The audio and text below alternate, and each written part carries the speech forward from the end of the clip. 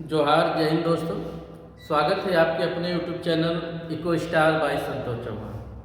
आज हम लोग जो है जैक बोर्ड से संबंधित जो मॉडल पेपर जारी किए गए हैं क्लास 9 का सामाजिक विज्ञान का, उस मॉडल पेपर को हम लोग देखते हैं कि इस जो मॉडल पेपर सामाजिक विज्ञान का जारी किया गया है कैसा है और इसके राइट आंसर क्या क्या है।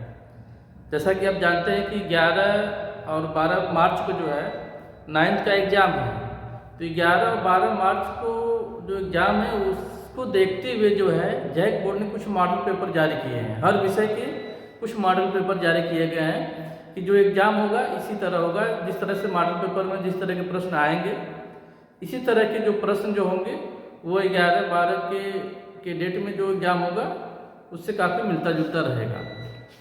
आइए हम लोग देखते हैं, आगे बढ़ते हैं कि जो मॉडल पेपर जो सामाजिक विज्ञान से जारी हुआ है वो किस तरह का है।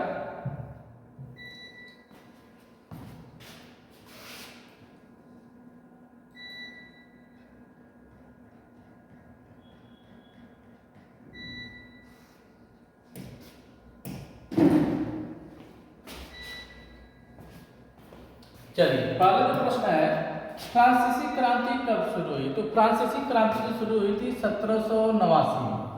बी आंसर होगा, फ्रांसीसी क्रांति 1789 में प्रारंभ हुई थी। दूसरा प्रश्न देखते हैं, फ्रांसीसी क्रांति में बुर्जुआ शब्द का क्या अर्थ है। तो बुर्जुआ जो शब्द है इसका अर्थ जो है फ्रांसीसी क्रांति में मध्यम वर्ग से संबंधित था।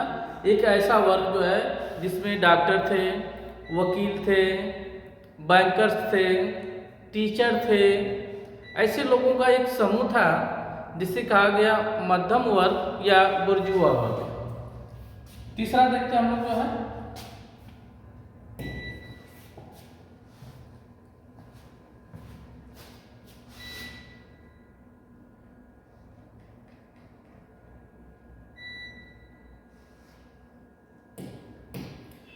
तीसरा प्रश्न है कंट्रोलपंथी जैकोबिन्स ने किस राजनीतिक क्लब की स्थापना की थी। तो यहाँ देखिए जैकोबिन्स, कंट्रोलपंथी जैकोबिन्स ने अपने नाम से ही जो है राजनीतिक पार्टी बनाई थी जैकोबिन्स। डीएस का आंसर हो जाएगा।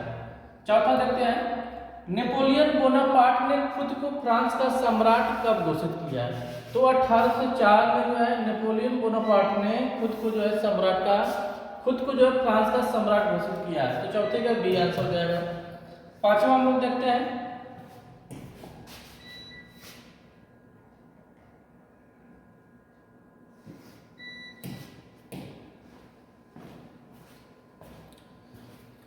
होलोकास्ट किससे संबंधित है। होलोकास्ट किससे संबंधित है, तो ये जो है द्वितीय विश्व युद्ध से संबंधित है। द्वितीय विश्व युद्ध में जो है जर्मनी ने जो है काफ़ी जो अत्याचार किया था, बहुत सारे हत्याएं की थी। खासतौर से जो है जर्मनी ने जो है यहूदियों की पूरी प्रजाति को लगभग समाप्त कर दिया था।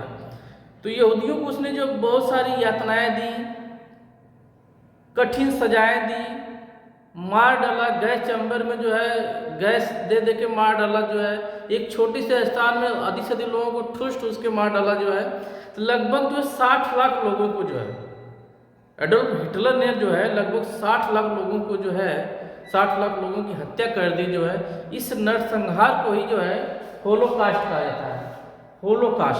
होलोकास्ट एक प्रकार का नरसंहार था जो है जो एडोल्फ हिटलर द्वारा जो है किया गया था दूसरी विश्व युद्ध के दौरान। खासतौर से इसने जो है यहूदियों को टारगेट किया था और यहूदियों की लगभग पूरी प्रजाति को इसने नष्ट कर दिया था।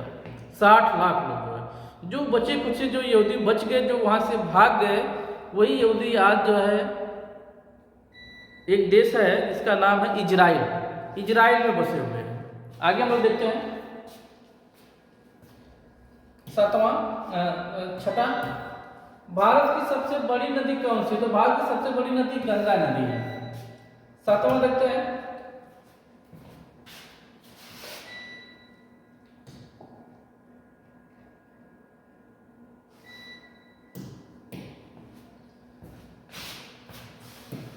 भारत का अक्षांशीय सीमा कितनी है। भारत की अक्षांशीय सीमा विस्तार की बात की जाए, अक्षांश रेखाएं जो कि पश्चिम से पूरब खींची जाती हैं। तो अक्षांशीय भारत का जो अक्षांशीय विस्तार है, अक्षांशीय जो सीमा है वह 8 डिग्री 4 मिनट से 37 डिग्री 6 मिनट है।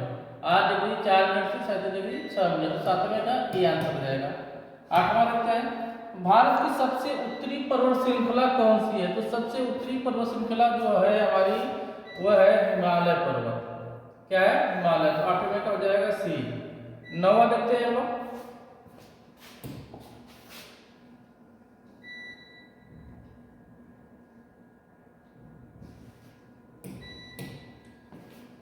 कपास उगाने के लिए कौन सी मिट्टी सबसे उपयुक्त होती है? तो कपास उगाने के लिए जो काली जो मिट्टी होती है, काली मिट्टी जो होती है कपास उगाने के लिए बहुत ही बेहतर होती है। आगे हम देखते हैं 10वां प्रश्न देखते हैं। 10वां प्रश्न, किस नदी को दक्षिण गंगा के नाम से जाना जाता है? तो गोदावरी नदी को दक्षिण भारत की गंगा कहा जाता है। तो 10वीं का हो जाएगा डी आंसर। 11 देखते हैं, लोकतंत्र की मुख्य विशेषता क्या है? तो जो लोकतंत्र होता है वह लोगों द्वारा शासित होता है। लोकतंत्र की जो सबसे बड़ी विशेषता होगी लोगों द्वारा शासन। लोकतंत्र का मतलब होता है लोगों द्वारा, जनता द्वारा शासन। आगे हम लोग देखते हैं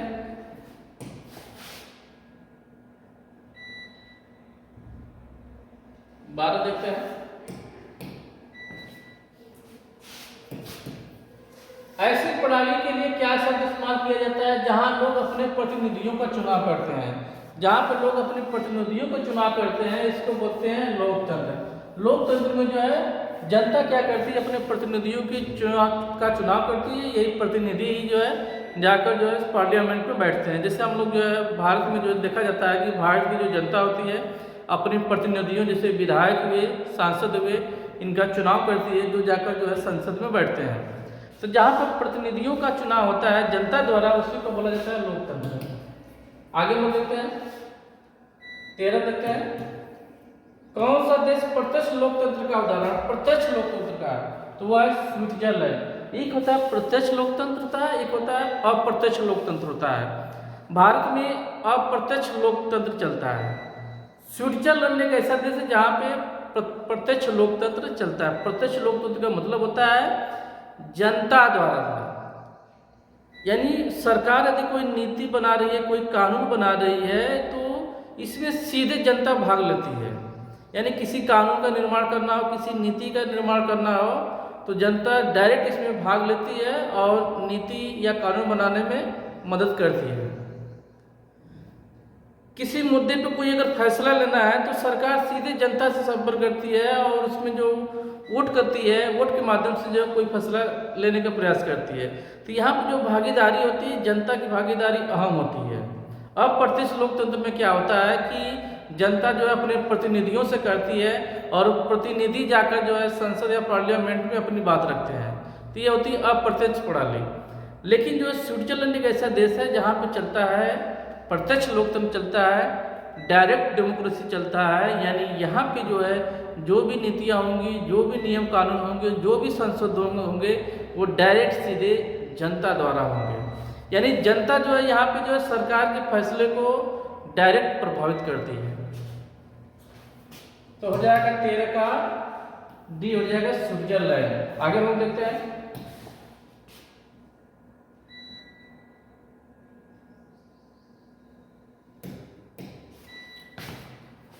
14 देखते हैं, भारतीय संविधान को कब अपनाया गया? बात हो रही है अपनाने की बात हो रही है। भारतीय संविधान को कब अपनाया गया?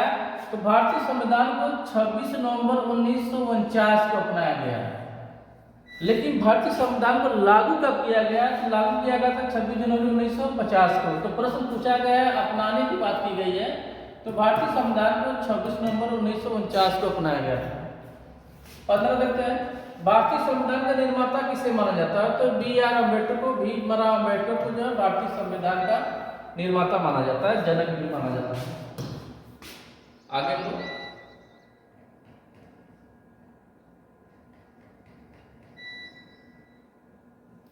16-17 देखते हैं। 16 देखते हैं, ग्रामीण भारत का मुख्य व्यवसाय क्या है? तो ग्रामीण भारत की बात करें तो ग्रामीण में जो है कृषि जो है ग्रामीण क्षेत्र का मुख्य व्यवसाय है। 17, वस्तुओं सेवाओं के उत्पादन पर खर्च किए गए धन को क्या कहते हैं? वस्तुओं सेवाओं पर जो खर्च किया जाता है, जो धन खर्च किया जाता है उसको पूंजी कहा जाता है। पूंजी तो 17 का डी हो जाएगा पूंजी।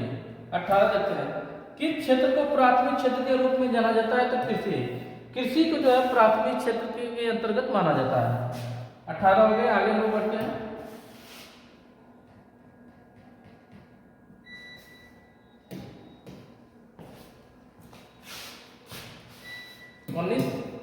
जनगणना 2011 के अनुसार भारत की साक्षरता दर क्या है? तो 74.04%। ये भारत की साक्षरता है 2011 की जनगणना के अनुसार। 20वां देखते हैं, भारत 20वां प्रश्न देखते हैं। 20वां, भारत में बेरोजगारी का डाटा कौन सा संगठन एकत्रित करता है? तो ये करता है एनएसओ करता है, जिसकी स्थापना हुई थी 1950 में हुई थी, जिसको बोलते हैं नेशनल सिंपल सर्वे ऑफिस बोलते हैं। राष्ट्रीय नमूना सर्वेक्षण कार्यालय भी कह सकते हैं। तो जो एनएसओ होता है इसका नाम बदल गया। एनएसओ में जो है सीएसओ जोड़ करके वर्तमान में जो है 2019 में जो है इसका नाम कर दिया गया है, एनएसओ कर दिया गया है, नेशनल स्टैटिस्टिकल ऑफिस कर दिया है। तो वर्तमान में एनएसओ का नाम जो है एनएसओ का नाम बदल के एनएसओ कर दिया गया है। यहाँ पर डबल एस है, यहाँ पे सिंगल एस हो गया है। ये एनएसओ जो हुआ था 1950 में हुआ था, और वर्तमान में जो है ये एनएसओ हो गया है। यहाँ पर डबल एस है, यहाँ पे सिंगल एस है।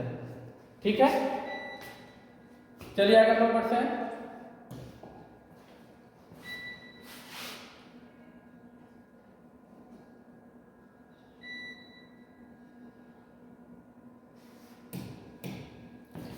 इक्कीस है, कर्क रेखा कितने भारतीय राज्यों से होकर गुजरती है? जैसा कि आप जानते हैं कि कर्क रेखा जो है, जो कि भूमध्य रेखा या विषुवत रेखा से ये जो है 23.5 डिग्री जो है ये उत्तर खींची गई रेखा है, जो कि पूर्व से पश्चिम खींची गई है। तो इस 23.5 डिग्री की ये स्थित रेखा है जो कि भारत के 8 राज्यों से होकर गुजरती है। कर्क रेखा जो है भारत के जो है 8 राज्यों से होकर गुजरती है, जो कि जिसमें पहला राज्य है गुजरात है, राजस्थान है, मध्य प्रदेश है, छत्तीसगढ़ है, झारखंड है, पश्चिमी बंगाल है, त्रिपुरा है और मिजोरम। आगे लोग देखते हैं।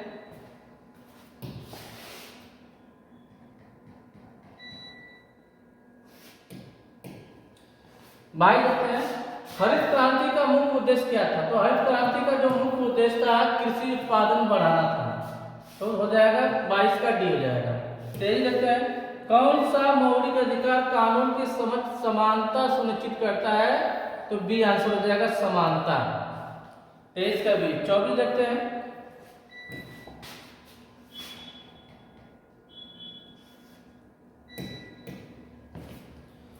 उन संसाधनों के लिए क्या शब्द है जिनकी पुनः पूर्ति की जा सकती है? ऐसे संसाधन जो एक बार समाप्त हो जाए फिर दोबारा प्राप्त हो जाए, तो इसको कहा जाता है नवीकरणीय संसाधन। नवीकरणीय ऊर्जा जो है जिसको कहते हैं अक्षय ऊर्जा, सूर्य से प्राप्त होने वाली ऊर्जा जो है एक ऐसी ऊर्जा जो कभी समाप्त नहीं हो सकती।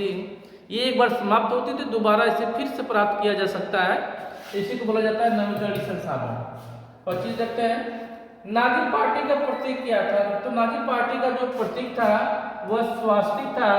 स्वास्तिक जो होता है एक बहुत ही पवित्र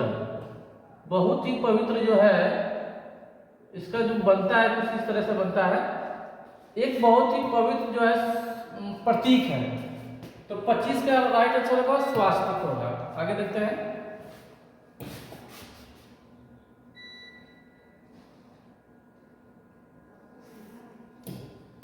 छब्बीस देखते हैं, भारत की आधिकारिक भाषा क्या है? हिंदी। हिंदी भारत की आधिकारिक भाषा है।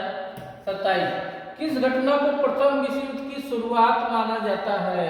किस घटना को प्रथम विश्व युद्ध की शुरुआत माना जाता है? तो ऑस्ट्रिया हंगरी का एक जो राजकुमार था जिसकी हत्या कर दी जाती है सर्बिया में जो है, ऑस्ट्रिया इसके लिए जो सर्बिया को जिम्मेदार मानता है, और जिस राजकुमार की हत्या होती है उसका नाम था archduke Franz Ferdinand. Archduke Franz Ferdinand की जो हत्या कर दी जाती है जो कि ऑस्ट्रिया हंगरी का एक राजकुमार था जो सर्बिया गया था, और ये हत्या ही जो है प्रथम विश्व युद्ध का बहुत बड़ा कारण बनती है। तो राइट आंसर हो जाएगा डी। आगे हम लोग देखते हैं।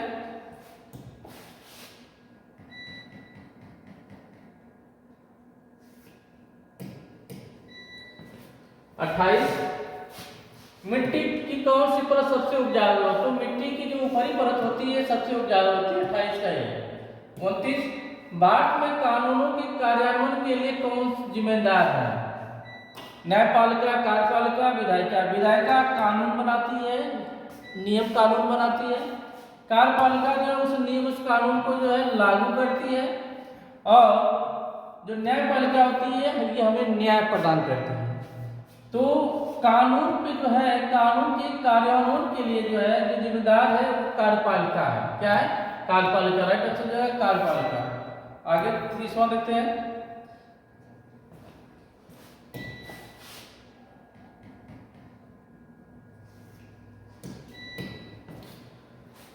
ग्रामीण क्षेत्रों में ऊर्जा का प्राथमिक स्रोत क्या है? तो बायोमास जो है ऊर्जा का प्राथमिक स्रोत है ग्रामीण क्षेत्र में।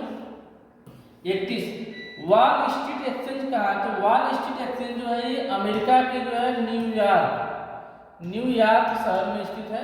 अमेरिका का न्यूयॉर्क शहर जो बहुत ही फेमस है, और इस शहर में जो है वॉल स्ट्रीट एक्सचेंज जो है एक बहुत बड़ा जो है ये शेयर मार्केट का बाजार है, एक वित्तीय बाजार है, शेयर मार्केट का बाजार है बहुत बड़ा, वॉल स्ट्रीट एक्सचेंज। आगे देखते हैं 32,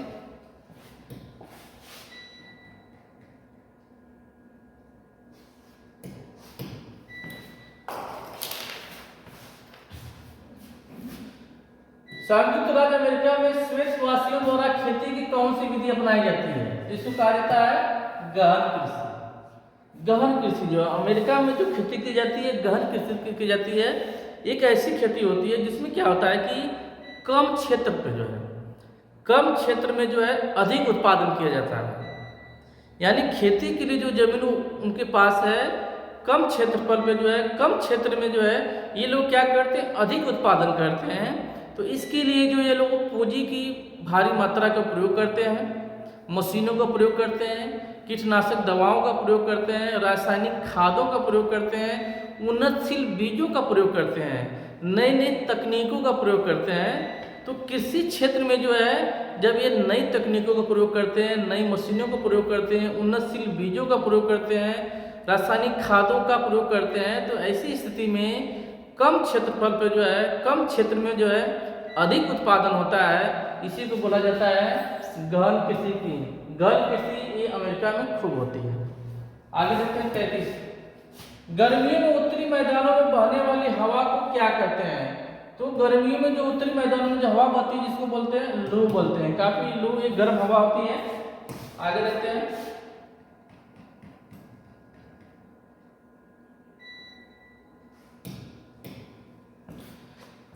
निम्नलिखित में से कौन सा भारत के उत्तर पश्चिमी भागों में सर्दियों के दौरान वर्षा का कारण बनता है?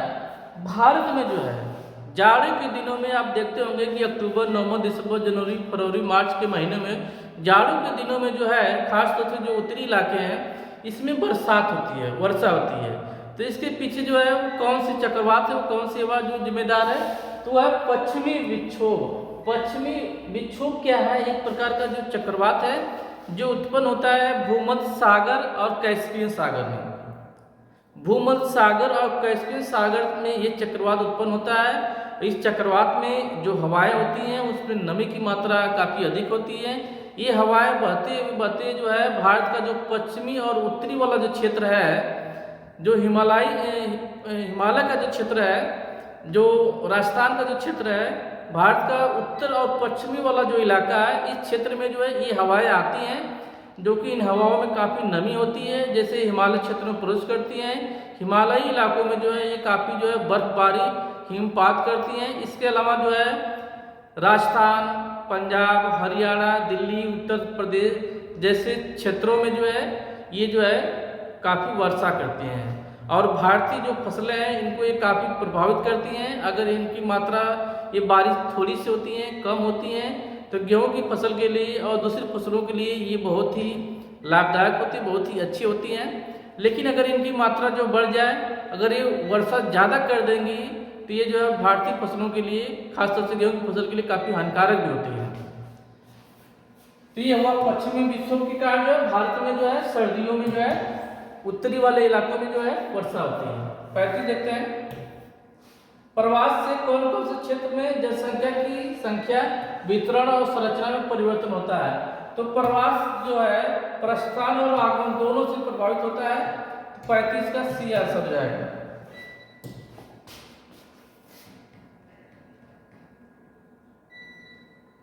आगे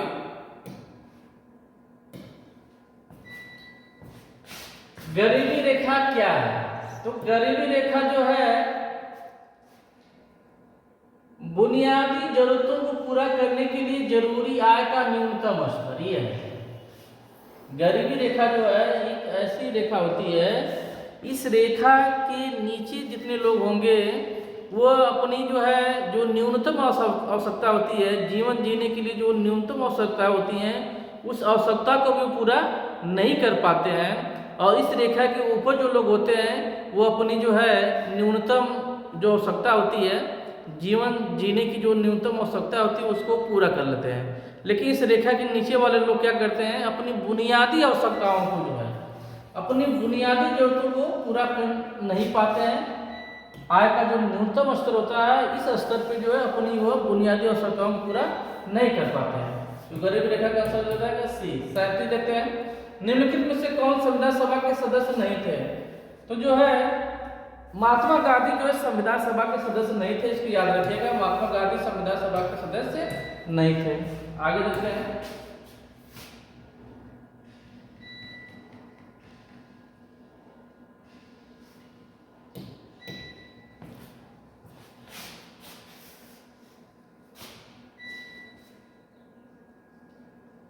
दक्षिणी अफ्रीका में रंगभेद का मतलब था, दक्षिणी अफ्रीका में रंगभेद का मतलब था जाति।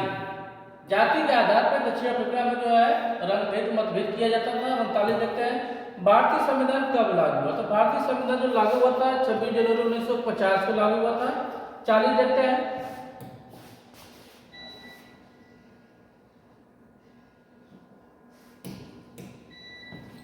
भारतीय राष्ट्रीय कांग्रेस का 1931 का अधिवेशन कहाँ आयोजित किया गया था। बहुत ही इंपॉर्टेंट अधिवेशन है 1931 का। ये अधिवेशन जो है कराची में हुआ था। भारतीय राष्ट्रीय कांग्रेस का जो है कराची जो अधिवेशन जो 1931 में हुआ था, मार्च 1931 में हुआ था। इस अधिवेशन में जो है गांधी इरविन समझौता भी होता है, जिसके तहत जो है गांधी जी को अपना जो सविनय अवज्ञा आंदोलन, नमक सत्याग्रह जैसे आंदोलन को स्थगित करना पड़ा। जो है मार्च 1931 में एक बहुत बड़ी घटना ये भी घटती है कि भगत सिंह, सुखदेव और राजगुरु को फांसी भी दी जाती है। तो 1931 का जो साल था भारतीय नज़रिए से, भारतीय दृष्टिकोण से बहुत ही इम्पोर्टेंट वर्ष रहा 1931 का जो है, जहाँ पे कांग्रेस का अधिवेशन होता है कराची में 1931 में। तो ये रहा 40 प्रश्नों का एक सेट रहा, सबको आप लोग अच्छी तरह से देख लीजिएगा। इस 40 प्रश्नों के सेट से बहुत सारे प्रश्न आपके फाइनल एग्जाम में आ सकते हैं। आज का वीडियो कैसा लगा कमेंट बॉक्स में जरूर बताएं। यदि आपने हमारे चैनल को सब्सक्राइब नहीं किया है तो चैनल को सब्सक्राइब भी करें। धन्यवाद।